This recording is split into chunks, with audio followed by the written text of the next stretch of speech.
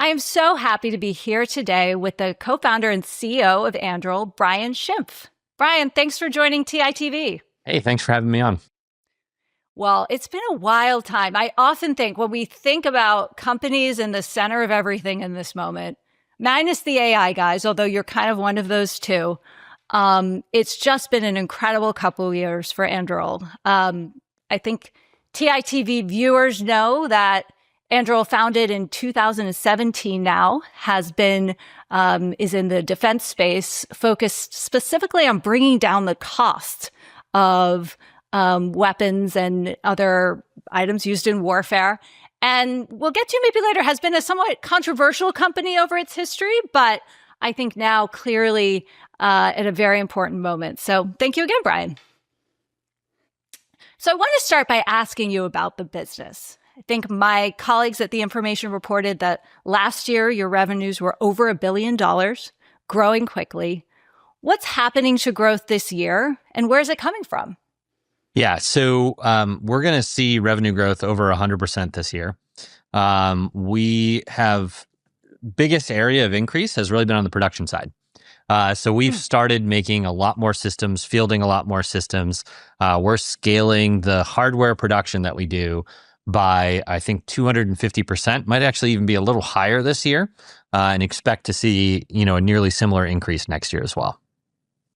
And so let's talk through, every day now there's a headline about autonomous submarines in Australia, autonomous fighter jets. Those might be a little further off. Where is the business now in terms of products and services? And where do you think it'll be in a couple of years? So when we started off, we worked on a lot of things like border security, which has been a very successful business for us. We've had amazing bipartisan support. It, started under the first Trump administration, grew tremendously under Biden, and continuing to grow going forward. That's been a very mature product for us.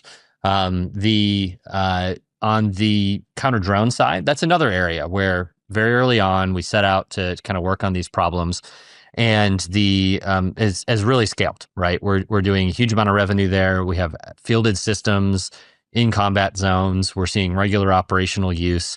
So it's been an incredibly successful area. We're producing a ton of surface-to-air munitions, our Roadrunner system. We're seeing a huge amount of scale on that front as well. In the last year, we've kind of moved into a number of different areas as well. So one has been kind of this class of autonomous platforms. So it's this autonomous submarine you referenced that we've been working on with the Royal Australian Navy.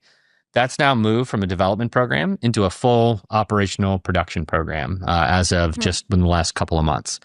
We're working with the U.S. Air Force on their collaborative combat aircrafts. This is like a full-size fighter jet that flies along with other fighter jets to provide them support, to put them out in front, put it in harm's way, so that the manned platforms don't have to be at risk. And this is going incredibly well. We're in development now. We'll be flying in a couple of weeks here. It's moving along at an incredible pace for an aircraft program of this complexity. We've moved into some space capabilities, which is really exciting. And then one of the areas that I'm particularly passionate about is the area of munitions. This is a major strategic deterrence risk for the U.S. You look at Ukraine, just the sheer volume of munitions that are consumed in that fight, I think, is indicative of what the world is seeing in terms of what we need to have to deter aggression from our adversaries. And you look at the production that Russia's been able to ramp up on, it is massive, and in many ways outproducing all of NATO combined on the capabilities that they're fielding. So this is a major issue, and we've really focused on exactly what you said.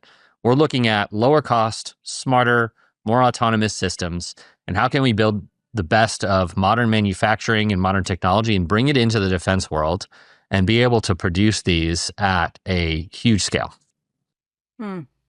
So when you talk about some of the tailwinds about getting these new, items into production and also new categories, when the second Trump administration began, its message was clear, certainly to the tech industry, that it was going to cut the red tape. Has that been your experience?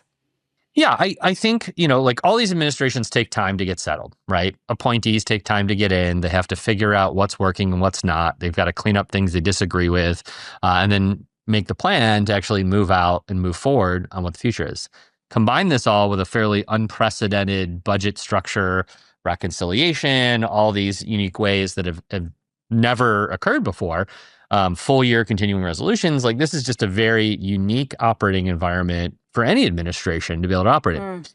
They're really starting to get their feet underneath them. And what we're seeing is, a very clear-eyed focus on where are the problems on industrial base? What do we need to fix that are the kind of key deterrent capabilities that we need to have against our adversaries? And then really driving those hard in terms of get results and get results now. And so I think this is a great thing, right? Like, whether that's us or any other performer in the industrial base is exactly what we need to see. A lot of accountability, a lot of focus on the critical problems. And so I've been very bullish on sort of all of those fronts. It feels like the right set of actions to take. As they're getting appointees in, this is going better. There's more people to like actually run and lead these programs. And so I've been very optimistic on that. On the cutting red tape and all these pieces, I think the answer is like, anytime there's been discrete, obvious issues, so that this doesn't make any sense, why are we doing it? We've had a lot of success just flagging those things and driving to resolution on it. So I think it's just very pragmatic at the end of the day, and a focus on results, which is great. That's exactly what we want as a company that's growing fast and just trying to deliver to the warfighter. How does the government shutdown affect you? A lot of things slow down, right? A lot of parts of DoD are still We're not essential. getting Blue Angels in San Francisco. It's brutal. Everyone has to we'll pay their be part, okay. I suppose. I worry about the other people. But yes, back to what it means for you. Yeah. So it's just all the things of just the basic functioning of government. How do you get contracts written, and signed? How do you get all these things executed? It all just stalls. And so, if it stalls for 1, 2, 4 weeks, it'll take, several weeks to get it back online. So it does have a very meaningful impact. This, progress stalls. For us, for the year, we were already in a position that we were pretty okay, right? So for a company like us, we're in a pretty good spot, working a lot of continuing programs. It's fine. The bigger issue is when you're in rapid growth and you need these new things to go, that is very, very painful. And so I think it probably impacts a lot of the newer defense players a lot more than it hits us. Got it. And what about where we want to shift to the Valley and some of the more techie, startup-y things? But at this incredibly complicated moment in foreign policy, obviously we've got multiple wars around the world, many of them controversial. I mean, I guess all wars are by definition, but you've worked across many administrations. But how is this moment in particular affecting Anduril, and how do you balance your business with the values of the U.S. government? Yeah, so the geopolitical situation is exactly what you said. It is one of the highest periods of regional conflict, and that is frequently, when you look back at World War I, World War II, regional instability started to increase, balkanization increased, the amount people would arm themselves increased because you were entering an unstable world. So there's a lot of precursors. And so that gives us just a lot of fear and pause around, is this going to get better or worse in the near-term period? What we've been seeing is this is a continuation of a trend that is independent of Trump, right? And the way this has played out for us has been, international partners and allies really are looking to say, okay, if I'm going to increase defense spending, one, I want to know that I'm actually going to get the equipment that I'm paying for. The backlog on these orders from countries is massive. So, for example, like the foreign military sales backlog to Taiwan is on the order of $20 billion. So, like 5 to 6 nuclear submarines worth. Like it's. And this is just how the defense system works. This is like typical. Very typical. It takes time. Okay. You look at, like, you want to buy Patriot missiles. It's a 2 to 3 year production lead time, let alone the backlog of existing orders and the capacity saturation that exists in the system. And everyone needs these. Everyone wants these right now. And so there's a very real fear that even if you place these orders, you commit to the U.S. and you want to have the best equipment, which the U.S. has, then you aren't going to see it in a meaningful time frame. So there's a lot of fear there, and that's driving a lot of interest in ways of how do they tap into local supply chains, have more control over production, really a lot of these sovereignty concerns. And you marry that with, if I'm going to spend a lot of my GDP, I want to see a return in jobs. Like that is a rational thing for a country to want. So we've been seeing just a lot of, kind of shift in how the international partners are viewing this. It's something that we've been very Shift in how forward-leaning they're in. viewing it. Could you explain, like, what's the shift you're seeing? Historically, it was just buy American and it's all going to work out, right? And in a time when you were convinced nobody was going to attack you, shoot any missiles, or you weren't really going to need this stuff, that was all good, right? Like if it takes 5 years, it's all good. Nobody believes they have 5 years to wait right now. And so just this desire for speed and the urgency that everyone feels is much, much higher. We see it the most with Pacific countries, particularly Taiwan, Japan, South Korea. There's a lot of feeling of urgency. We see this a lot with the European countries that are sort of closest to Russia, right? Scandinavian countries, Eastern European countries. There is a lot of urgency to solve this problem and they want results fast. And so there has been a very significant shift in how they kind of view the traditional approach of how they would buy from the US versus sort of where they are today. Like you said, fundamentally, we're a U.S. company, right? We have to be aligned with U.S. policy. We want to be aligned with U.S. policy. And I think, if anything, this period of instability is reminding everyone around the world that the U.S. is the ultimate backstop of global stability. Like that is the key. And they know that those alliances with the U.S. Are important. NATO does not exist without the U.S. There is not the, anchor to really drive this otherwise. These other countries play a massive role, but I think this sort of degree of U.S. relationship is very, very important. And the sophisticated policymakers can kind of see through the emotions and the frustrations of, the moment of how they feel like they're either being treated well or poorly and understand what the long arc of this looks like, which is this is only going to work if we have a strong alliance. The U.S. is the backstop for that. There is no credible alternative. And, hard power deterrence is more important than ever to ensure that backstop of stability. And so if you had a crystal ball 3 years from now, what does the picture look like? It's hard for me to imagine that there's some deal to be done that gets, Putin believing that force won't work anymore and Xi believing everything's going to be fine and the status quo works. I don't see a world that happens, right? Iran is not going to stay still. They're going to regroup. They're going to retrench. And the view is very much that, the consequences for using force are comparatively low. And that undermining that Western alliance is their best chance of success. It is hard for me to imagine that changes. I think that will look like more regional instability, more, kind of in many ways, you can view Ukraine-Russia as a proxy conflict. I view it as actually China's buttressing the proxy conflict. Where do you think Ukraine is manufacturing 4 million drones? Like they're not making motors, they're not making batteries. It's all coming from China. There's been no restriction on sales.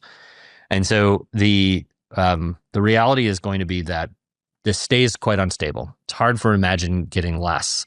And I think the imperative is the U.S. has both the capability to deter these conflicts and the will to show that there are rules and we will enforce them. And that's ultimately which will create deterrence. It will create the space to allow more peaceful diplomatic negotiations to go because people don't believe that resorting to subterfuge, sabotage, aggressive action, or even full-scale conflict will be an effective strategy.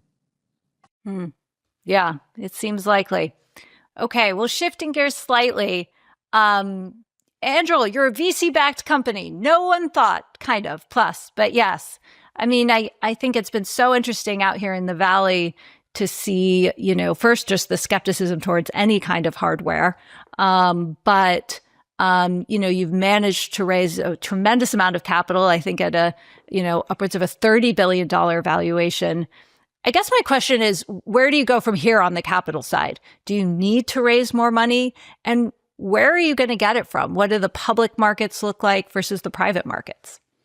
So growing a hardware company at the rate we're growing at turns out to be really expensive. And this isn't even just doubling revenue, that is not sort of It's not we easy. might expect that of the chat GPTs of the world or the OpenAIs, doing incredible growth. But it is worth pausing that is fast growth in hardware. It is very hard to do when you're But it's producing also physical expensive. things. Maybe It's this is where very you were expensive. going, so Yeah. I shouldn't have And so interrupted. the reality is you're building a factory 1 to 2 years before you're getting productive utilization out of it. And that's even like partial utilization.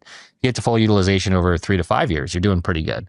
So you're paying for all that excess capacity up front. Inventory and like all the working capital. It's a concept that very few people in finance even think about anymore.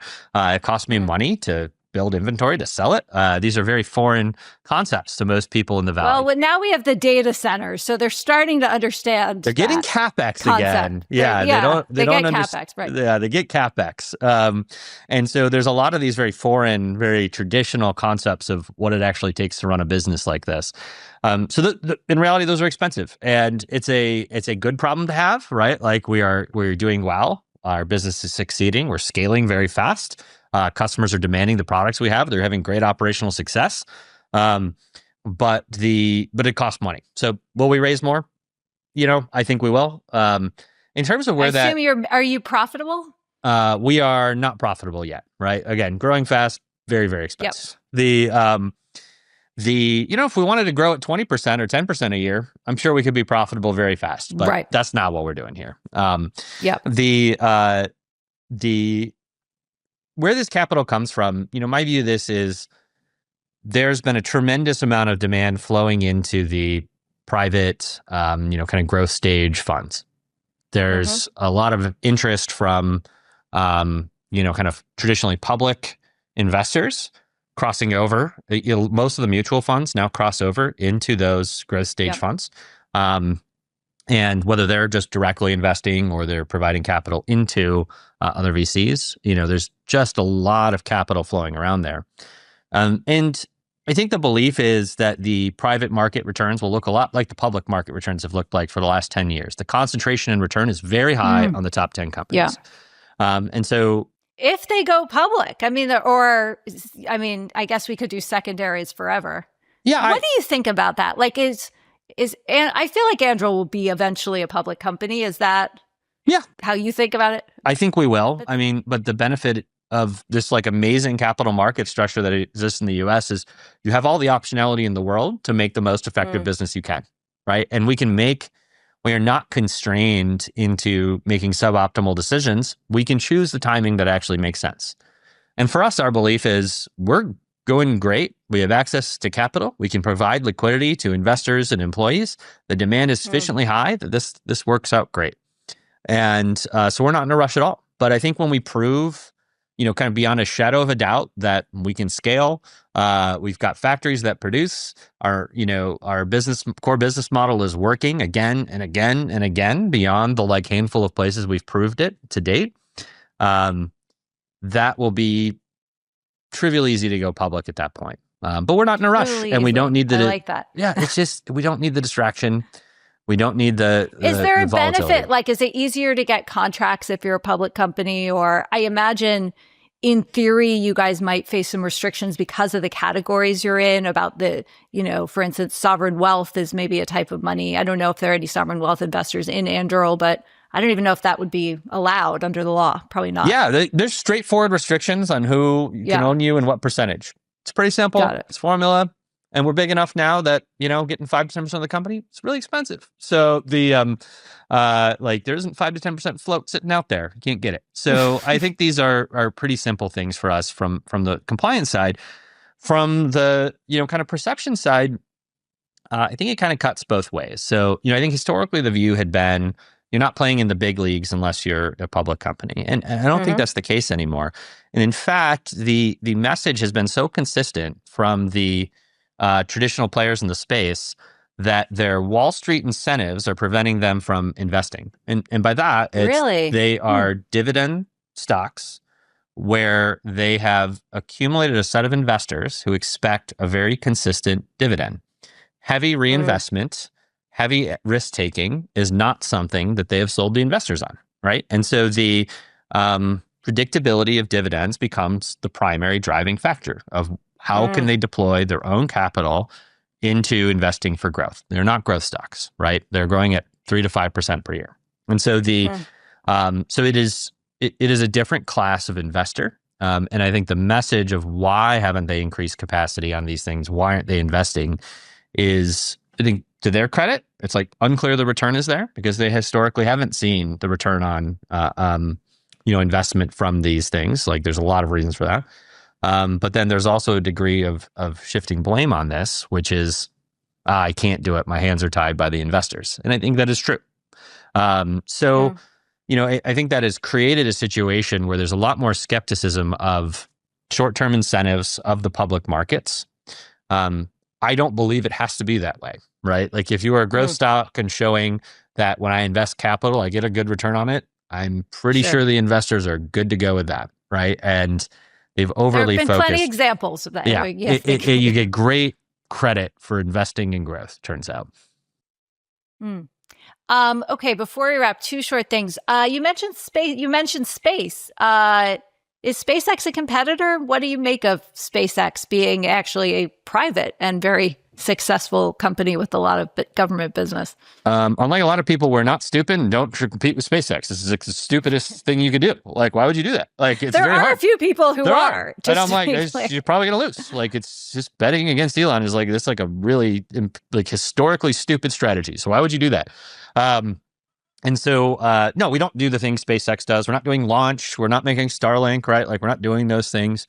We're working on a lot more of the DoD specific mission sets, right? So this is, really thinking about the future of how does space become more of a warfighting domain, right? Like the Chinese, the Russians have demonstrated the ability, and this has been reported in multiple cases around adversarial things they are doing in space. And so the satellites going around other satellites, potentially interfering with them, hypersonics, like these orbital bombardment systems, they call them, that go around the world and then land in a specific place. Like these are very serious threats and very serious issues. The DoD is looking at how do I counter those? And then what are the capabilities I need to deter these things as well, to show that I can hold them at risk. So they should not mess with us either, right? And so these are the kind of categories of areas in space that we're really focused on, the very, kind of defense specific areas that, we're uniquely going to go after and really fit in the mission of what we're trying to do. Mm-hmm. Okay, well, I think space wars and space warfare might be a great place to end it, Brian. Talk about not looking 3 years ahead, who knows? But, well, thank you so much for joining us, for covering so much ground. And it'll be very interesting to see how Anduril grows and develops in the coming years. So thanks again. Awesome. Thank you so much.